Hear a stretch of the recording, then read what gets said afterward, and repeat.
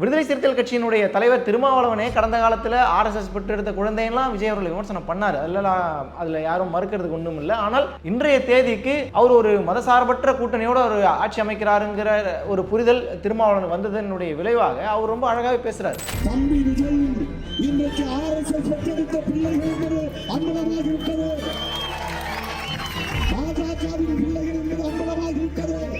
தாவேகாவுடைய தலைவர் திரு விஜய் அவர்கள் கடிதம் எழுதி ஆதரவு கோரியிருக்கிறார். அது தொடர்பாகவும் நாங்கள் பேச வேண்டியிருக்கிறது. எனவே உயர்நிலைக்குழு கூட்டத்தை நாங்கள் கூட்ட இருக்கிறோம். அதிகாரப்பூர்வமாக எப்போது என்று இன்றைக்கு அறிவிப்போம். திமுகவோட ஒரு கட்சி வெளியே வந்துருச்சுன்னா உடனே துரோகம் செஞ்சுட்டாங்க, உடனே அவங்க மேல சந்தர்ப்பாத அரசியல் இது மாதிரியான விஷயங்கள் பேசுறது என்பது, நீங்க ஒரு கூட்டணி கட்சி தான், காங்கிரஸ்குள்ள இருந்து ஒரு குரல் வருது அப்படின்னா அலிமல் புகாரி மாதிரியான நபர்கள் பேசுறாங்க அப்படின்னா அவங்க கட்சிக்காக உழைச்சிருக்கிறாங்க, அவங்க பேசுறது வேற. பட் நீங்க பேசுறதுங்கிறது எந்த வகையில இது நியாயம்ங்கிறது? திமுக கூட்டணியை விட்டு விசிக போகும்போது அந்த ஆளூர் ஷானவாஸை மட்டும் எங்ககிட்ட கொடுத்துட்டு போங்கடா புண்ணியமா போகும் அப்படிங்கிற மாதிரி அந்த ஸ்கிரீன்ஷாட்டை வந்து நீங்க பார்த்துட்டு இருப்பீங்க. நீங்க விஜயை வந்து தற்கூரி கூட்டம், அந்த கூட்டம், இந்த கூட்டம், அணிலிகளின் பேசி அவங்களை தூரமாக்குறதை விட அவங்கள அரசியல் மையப்படுத்தி எப்படி இந்த சமூக நீதி நீரோட்டத்தோடு அவர் கலக்கணும், அவரை வந்து இதுக்குள்ள எப்படி கொண்டு வரணுங்கிறதுக்கான விஷயங்களை பாருங்க. ஐடி கம்பெனியில் வேலை செய்கிறவங்களாம் வந்து பிச்சை எடுக்கணுன்ற மாதிரி இந்த கடந்த காலத்தில் செந்தில்வேல்லாம் பேசியிருந்தார். ஸோ அதையெல்லாம் பார்க்கும்போது வெறும் இளைஞர்கள் மட்டும் இந்த ஓட்டு போடல, மாணவர்கள் மட்டும் ஓட்டு போடலையே, குடும்பங்கள் போட்டிருக்கிறாங்க, பெண்கள் போட்டிருக்கிறாங்க. அப்போ இதெல்லாம் பார்க்கும்போது நீங்கள் வெறும் தற்கூரி அப்படி இப்படி நீங்கள் பேசுறது உங்களை தப்புன்னு சொல்லி இந்த தற்கூரிகள் தானே திமுக 2021 திமுக ஆட்சி அமைதிக்கு ஓட்டு போட்டாங்க. பாஜக ஆட்சியில் ஒடிசாவில் பின்தங்கிய சமூகங்களுக்கு கல்வி, விழிப்புணர்வு மற்றும் அடிப்படை வசதிகள் எந்த அளவில் உள்ளன அப்படிங்கிறத வெளிப்படுத்தி இருக்கிறது இந்த மாற்றம். அந்த வாக்கு இவிஎம் மிஷின்றது மிகப்பெரிய ஒரு பிரச்சனையாகவே இருக்கு ஒட்டுமொத்த இந்தியாவில். வேலை வேண்டுமா? ப்ளூ ஓஷன் இருக்கிறது. 10th 12th டிப்ளமோ டிகிரி படித்தவர்களுக்கு உணவு, தங்குமிடம், இஎஸ்ஐ, பிஎஃப் இன்சூரன்ஸ் உள்ளிட்ட சலுகைகளுடன் அனுபவத்திற்கேற்ற நல்ல சம்பளம் 15,000 முதல் 30,000 வரை. பெண்களுக்கு முன்னுரிமை. 2,000க்கும் மேற்பட்ட வேலை வாய்ப்புகள் உள்ளன. இப்போதே தொடர்பு கொள்ளுங்கள். Blue ocean.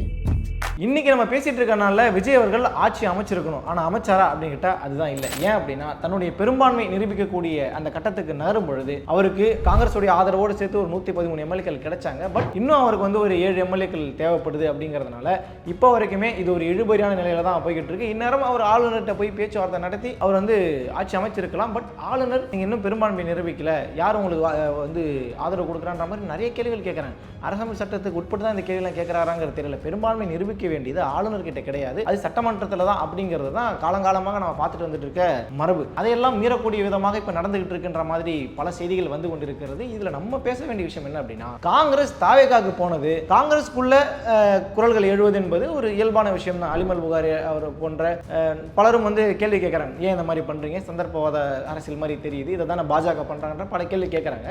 ஆனால் அதை தாண்டி விடுதலை சிறுத்தைகள் கட்சியினுடைய தலைவர் திருமாவளவனே கடந்த காலத்தில் ஆர்எஸ்எஸ் பெற்றெடுத்த குழந்தையெல்லாம் விஜய் அவர்கள் விமர்சனம் பண்ணார்.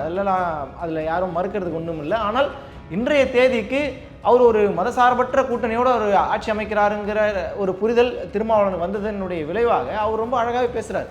ஆளுநரை வந்து அரசியல் சட்டத்தை வந்து மீறக்கூடிய அதிகாரம் ஆளுநருக்கு கிடையாதுங்கிற அளவுக்கு அவர் கடுமையாக பேசுறார். விஜய் அவர்கள் ஆட்சி அமைப்பதில் என்ன பிரச்சனை இருக்குது, என்ன சிக்கல் இருக்குது, சட்டமன்றத்தில் நிரூபிக்கணுன்ற அளவுக்கு கடுமையாக அவர் வந்து விஜய் அவர்களுக்கு ஆதரவாக பேசுகிறாருங்கிறத தாண்டி எது சரியோ அதை சரியான முறையில் அவர் எடுத்து சொல்கிறாருங்கிறத தான் நம்மளால் புரிஞ்சிக்க முடியுது. அப்படி விடுதலை சிறுத்தைகள் கட்சியினுடைய தலைவர் ஒரு ஸ்டேட்மெண்ட் பேசிட்டு இருக்கும் பொழுது அப்படியே இதற்கு இணையாக கட்சியினுடைய முன்னாள் எம்எல்ஏ ஆளூர் ஷானவாஸ் பேசின வீடியோ வந்து பார்த்தேன். நேற்று இந்த ஒரு தனியார் யூடியூப் சேனல் கொடுத்துருந்தேன். அதில் அவர் பேசுனதெல்லாம் பார்க்கும்பொழுது உள்ளபடியே இவர் விசிகாவினுடைய குரலாக பேசுகிறாரா இல்லை வந்து திமுகவினுடைய குரலாக பேசுகிறாராங்கிற சந்தேகம் தான் வருது. ஏன் அப்படின்னா காங்கிரஸை கடுமையாக தாக்கி பேசியிருக்கிறார். பாஜக கடந்த காலங்களில் இந்த மாதிரி கூட்டணி விவகாரத்தில் ஒரு இடத்துல கூட்டணி இருக்கும், திடீர்னு கூட்டணி கழட்டி விட்டு இன்னொரு கூட்டணியில் போய் சேர்றதெல்லாம் சந்தர்ப்பவாதம் அப்படின்னா இப்போ ராகுல் காந்தி பண்ணது நான் பக்கவாதமாங்கிற மாதிரி கலாய்க்கக்கூடிய துணியில் அவர் வந்து பேசியிருக்கிறார். கூடுதலாக ராகுல் காந்தியை யாருமே பிரதமராக ஏற்றுக்கொள்ளாத பட்சத்தில் தமிழகத்திலிருந்து வந்த முதல் குரலே முதல்வர் ஸ்டாலின் அவர்கள் தான், அப்போதைய முதல்வராக ஸ்டாலின் அவர்கள் தான், அவர் தான் பிரதமர் வேட்பாளராக ராகுல் காந்தி அறிவித்தார்.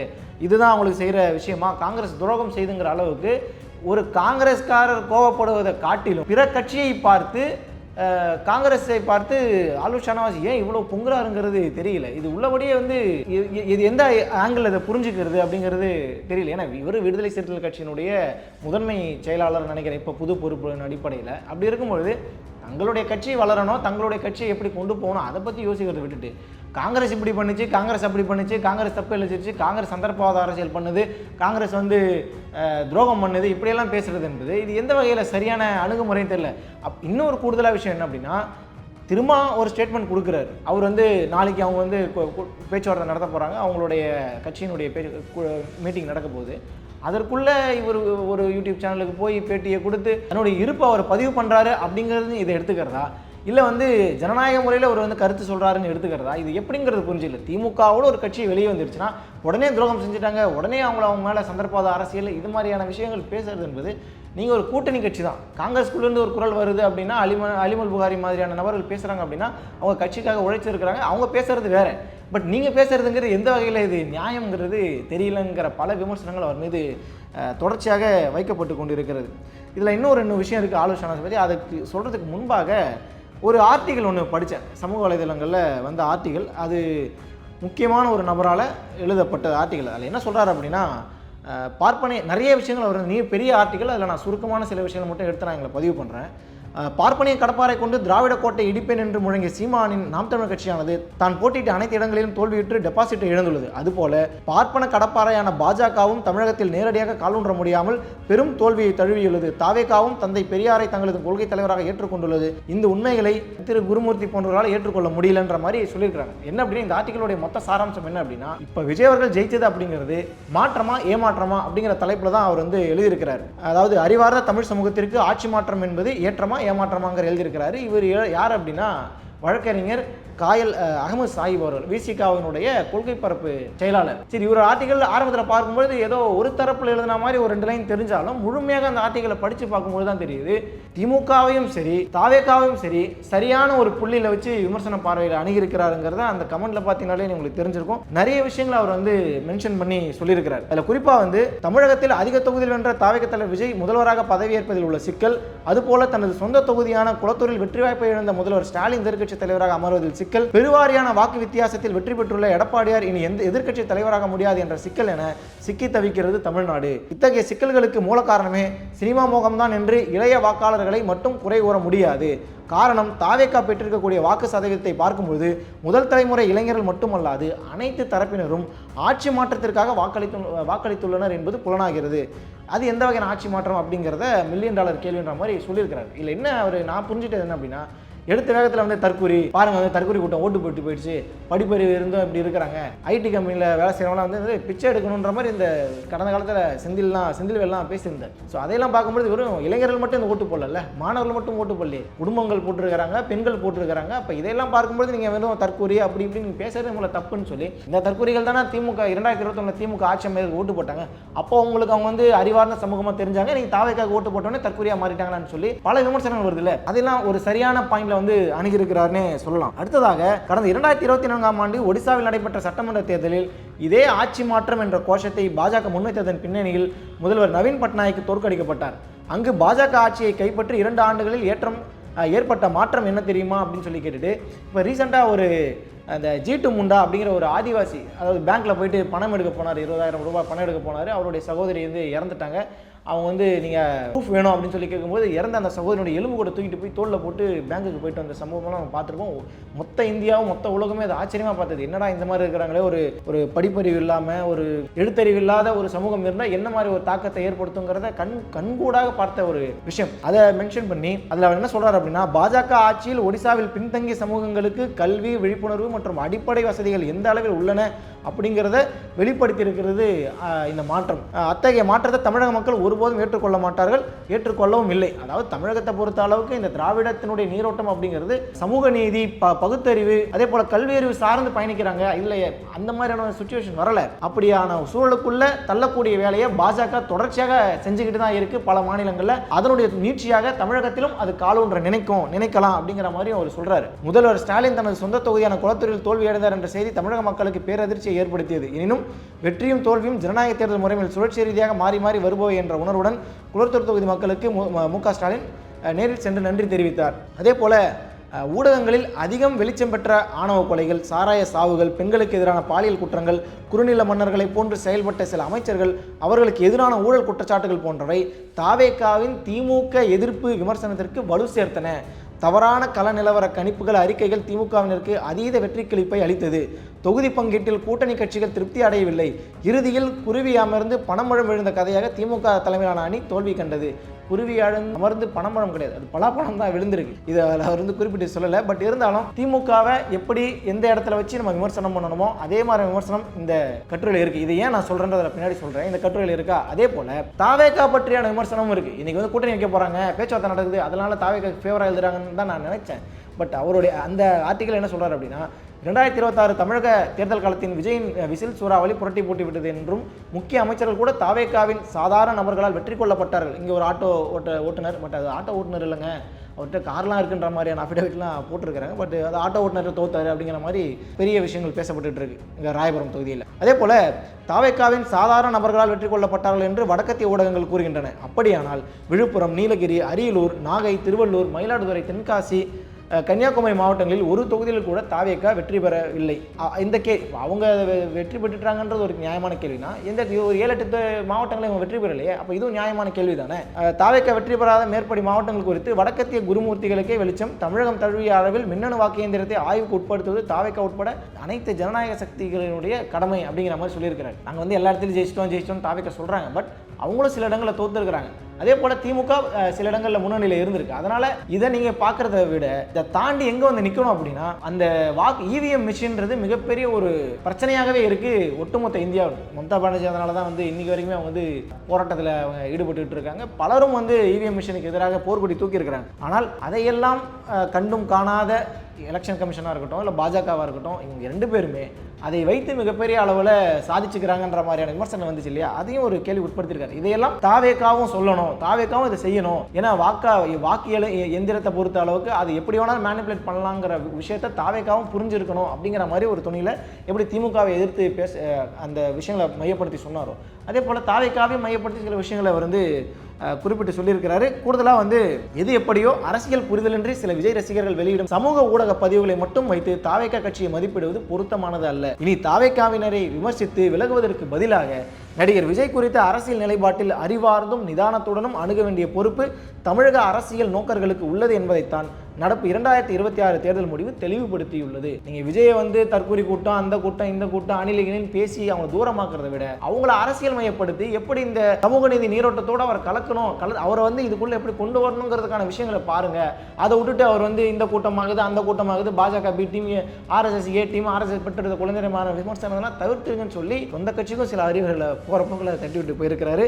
விஜயை குறைத்து மதிப்பிட்டு அவரை பின்தொடரும் ரசிகர்களை புறக்கணிப்பதற்கு பதிலாக அவர்களை அரவணைத்து அரசியல் விழிப்புணர்வுடன் வழி நடத்துவதுதான் ஒரு அறிவார்ந்த தமிழ் சமூகத்துக்கு அழகுன்ற மாதிரி அவர் மையப்படுத்தி சொல்லியிருக்கிறார். கிட்டத்தட்ட தாவேகாவினுடைய இந்த வருகை அப்படிங்கிறது கடந்த காலத்தில் 2021 4 இடங்களில் பாஜக போட்டிட்டு வெற்றி பெற்றாங்க.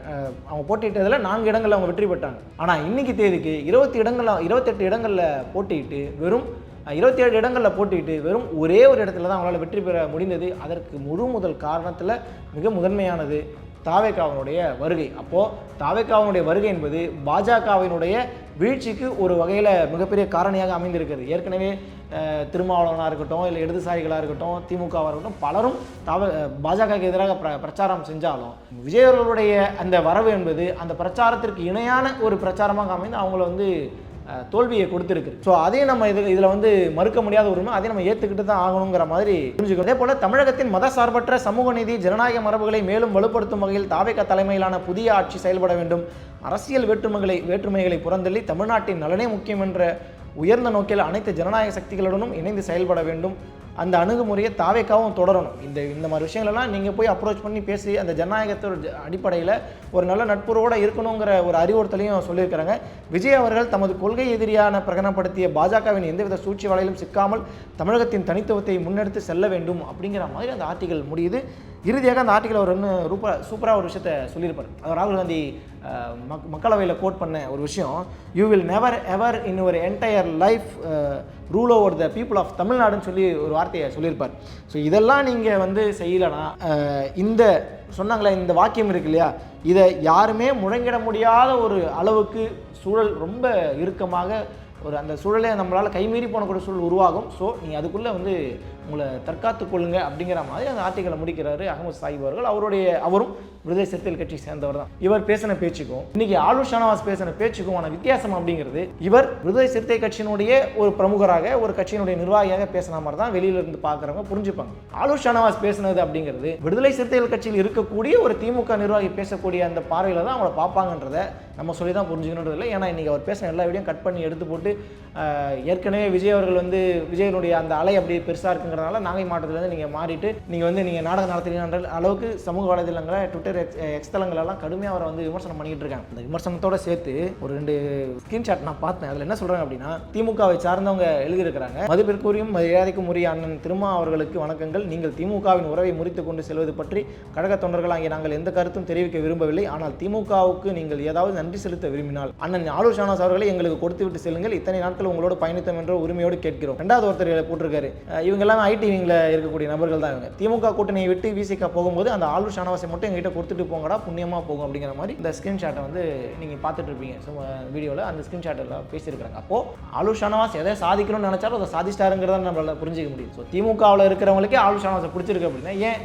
அவங்க குரலில் இங்கேருந்து பேசிக்கிட்டு இருக்காருங்கிறது தான் இவங்க போடக்கூடிய ட்வீட்டும் நமக்கு புரிய வைக்கிறது. அப்போ அகமது சாஹிப் என்ன ஒரு பார்வையில் பார்க்குறாருங்கிறது ஒன்று இருக்குது. ரெண்டாவது ஆளுஷ் ஷானவாஸ் என்ன பார்வையில் பார்க்குறாருங்கிறது ஒன்று இருக்குது. திமுக கண்ணாடி அணிந்து தாவேக்காவை அணுகுவதும் பொது கண்ணாடி அணிந்து தாவேக்காவை அணுகுவதும் அப்படிங்கிறதுக்கான வித்தியாசம் தான் இவங்க 2 பேருக்குமான வித்தியாசம். 2 பேருமே விடுதலை சிறுத்தைகள் கட்சியோட நிர்வாகிகள் தான். ஆனால் இவர் போட்டிட்டு இவர் அந்த இப்போ நடந்த அந்த தேர்தலில் இவரும் விருப்ப மனு கொடுத்திருந்தாரு. பட் புதியவர்களுக்கு வாய்ப்பு கொடுப்போம்னு சொன்னாங்க. பட் இவருக்கு கொடுக்கல. ஏன்னா நல்ல ஆளுமை நம்ம விசாரிச்ச வரைக்கும், நம்ம அவரை பேசின வரைக்கும், அவர் கூட எடுத்த நேர்காணலில் நம்ம பார்க்கும் பொழுது அவருடைய ஊரில் கூட அவருக்கு நல்ல மதிப்பு மரியாதை இருக்குது. சமூகத்தில் நல்ல பரிச்சயமான ஒரு நபராகவும் இருந்தார். பட் இவருக்கு அந்த வாய்ப்பு கொடுக்கலன்றது நமக்கு தெரியல. பட் அவர் கட்சியினுடைய முடிவாக இருக்கலாம். ஆனால் எந்த பார்வையில் பார்க்கணும் அப்படிங்கிறதுக்கான ஒரு உதாரணமாக ஒரு கட்சிக்குள்ள இருக்கக்கூடிய 2 பேருடைய பதிவிலிருந்து நம்மளால ஈஸியாக புரிஞ்சுக்க முடியுது. அகமது சாஹிப் அவருடைய பார்வை என்பது பொதுஜனம் என்ன பார்வையில் பார்க்கணுமோ அந்த பார்வையில் இருக்குன்ற மாதிரி தொடர் வரவுகள் எல்லாம் அவருக்கு கொடுத்துட்டு இருக்காங்க. விஷஸ் எல்லாம் அவருக்கு கொடுத்துட்டு இருக்கான்ற மாதிரி செய்திகள்லாம் அவர்கிட்ட நான் கேட்டு தெரிஞ்சுக்கிட்டேன். ஸோ இப்படியும்